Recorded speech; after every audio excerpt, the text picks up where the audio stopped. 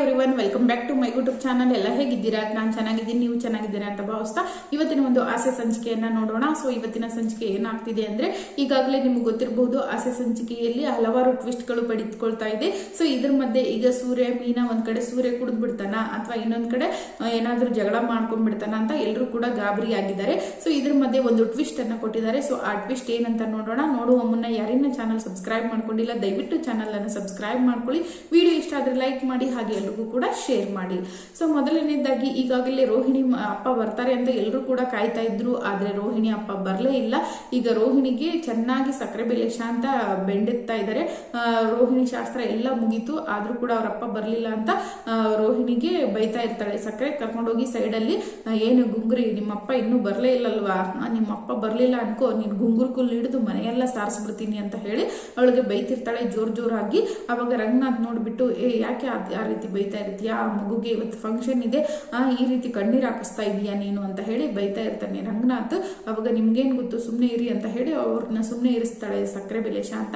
ಅವಾಗ ಸರೋಜ ಹೇಳ್ತಾಳೆ, ನೋಡಮ್ಮ ರೋಹಿಣಿ, ನಿಮ್ಮತ್ತೆ ಎಲ್ರ ಮುಂದೆ ಹೇಳಿದ್ರು ಈ ರೀತಿ ನಿಮ್ಮ ಅಪ್ಪ ಬರ್ತಾರೆ ಅಂತ. ಈಗ ಅವ್ರು ಮರ್ಯಾದೆ ಹೋಗಲ್ವಾ, ಬರೀ ಬರ್ತಾರೆ ಅಂತ ಹೇಳ್ತೀಯ. ಮಲೇಷ್ಯಾದಿಂದ ನಡ್ಕೊಂಡ್ ಬಂದ್ರು, ಇಷ್ಟೊತ್ತಿಗೆ ಊಟ ಮಾಡಿ ರಿಲ್ಯಾಕ್ಸ್ ಆಗಿರೋರು, ಅಂತದ್ ಇನ್ನೂ ಬಂದಿಲ್ಲ ಅಂತ ಹೇಳಿ ಸರೋಜ ಹೇಳ್ತಾಳೆ.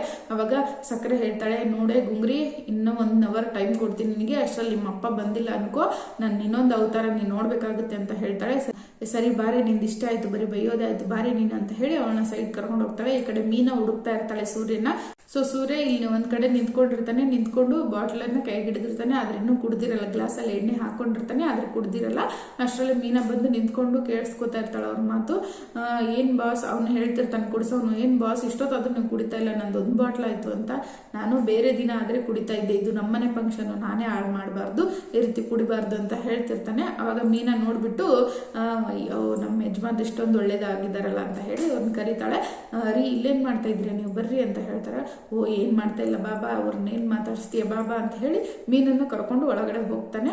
ಅವಾಗ ಅಲ್ಲಿ ಕುತ್ಕೋತಾರೆ. ಸೊ ಎಲ್ಲರೂ ಕೂಡ ಅಲ್ಲಿ ಫಂಕ್ಷನ್ ನಡೀತಾ ಇರುತ್ತೆ. ಅವಾಗ ಅವ್ರ ಅಪ್ಪ ಹೋಗಂಬಾಪ, ಫಂಕ್ಷನ್ ಮುಗಿತಲ್ಲ ಅಂತ ಹೇಳಿ ಸೂರ್ಯ ಹೇಳ್ತಾನೆ, ಇರೋ ಊಟ ಮಾಡ್ಕೊಂಡು ಹೋಗೋಣ ಅಂತ ಹೇಳಿ ಹೇಳ್ತಾನೆ. ಸೊ ಆಯ್ತು ಅಂತ ಹೇಳಿ ಅವರು ಕುತ್ಕೋತಾರೆ. ಸೊ ಅಲ್ಲಿಗೆ ಎಪಿಸೋಡ್ ಕೂಡ ಮುಗಿಸಿದ್ದಾರೆ. ಓಕೆನಾ.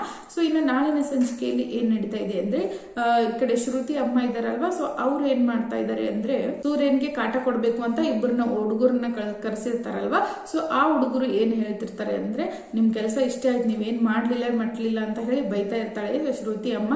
ಅವಾಗ ಆ ಹುಡುಗರು ಹೇಳ್ತಾರೆ, ನೋಡಿ ಇವಾಗ ನಾ ಮಾಡ್ತೀನಿ, ಅವ್ರು ಊಟಕ್ಕಂತ ಬರ್ತಾರಲ್ವಾ, ಅವಾಗ ಮಾಡ್ತೀನಿ ನೋಡಿ ಅವ್ರನ್ನ, ಏನ್ ಮಾಡ್ತೀನಿ ಅಂತ ಹೇಳಿ ಹುಡುಗ ಹೇಳ್ತಾನೆ. ಇಷ್ಟೊತ್ತು ದಬ್ಬಾಗ್ತಾ ಇರೋದು, ಈಗೇನ್ ದಬ್ಬಾಗ್ತೀಯ ನೀನು ಅಂತ ಹೇಳ್ತಾರೆ. ಅವಾಗ ಅಲ್ಲಿ ಮ್ಯೂಟ್ ಮಾಡ್ತಾರೆ ಒಂದ್ ಸ್ವಲ್ಪ ಅವ್ರು ಮಾತಾಡಿರೋದನ್ನ. ಸೊ ಅವಾಗ ಅವರು, ಓ ಒಳ್ಳೆ ಐಡಿಯಾ ಅಂತ ಹೇಳಿ ಹೇಳ್ತಾನೆ. ನೋಡಿ ನಾಳೆ ನಿಮ್ದು ಹೆಂಗಿರುತ್ತೆ ಅಂತ ಹೇಳಿ ಅಲ್ಲಿಗೆ ಇವತ್ತಿನ ಎಪಿಸೋಡ್ ಅನ್ನ ಮುಕ್ತಾಯ ಮಾಡಿದ್ದಾರೆ. ಸೊ ಇನ್ನು ನಾಳೆಯ ಪ್ರೋಮೋ ಏನಿದೆ ಅಂತ ನೆಕ್ಸ್ಟ್ ವಿಡಿಯೋದಲ್ಲಿ ತಿಳಿಸ್ತೀನಿ. ಸೊ ಈ ವಿಡಿಯೋ ಇಷ್ಟ ಆದ್ರೆ ಲೈಕ್ ಮಾಡಿ, ಶೇರ್ ಮಾಡಿ, ಕಮೆಂಟ್ ಮಾಡಿ. ಹಾಗೆ ಇನ್ನೂ ಹೆಚ್ಚಿನ ಧಾರಾವಾಹಿಗಳು ಬೇಕು ಅಂದ್ರೆ ತಪ್ಪದೆ ನಮ್ಮ ಚಾನಲ್ ಅನ್ನ ಫಾಲೋ ಮಾಡಿ, ಹಾಗೆ ಎಲ್ರಿಗೂ ಕೂಡ ಶೇರ್ ಮಾಡಿ.